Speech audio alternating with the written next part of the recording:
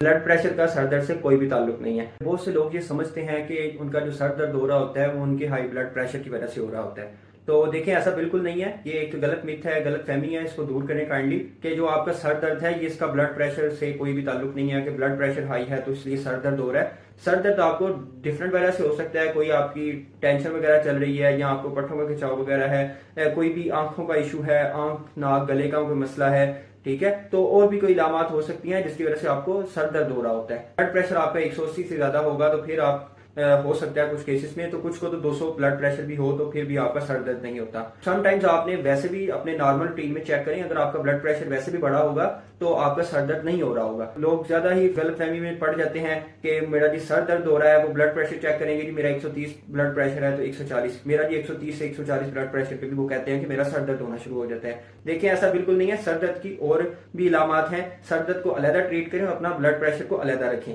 तो सर दर्द को अपने ब्लड प्रेशर के साथ ना जोड़ें। ब्लड प्रेशर आपका एक अलग से एक खामोश कातिल है, ठीक है। वो कोई भी इस तरह के साइन नहीं दे रहा होता।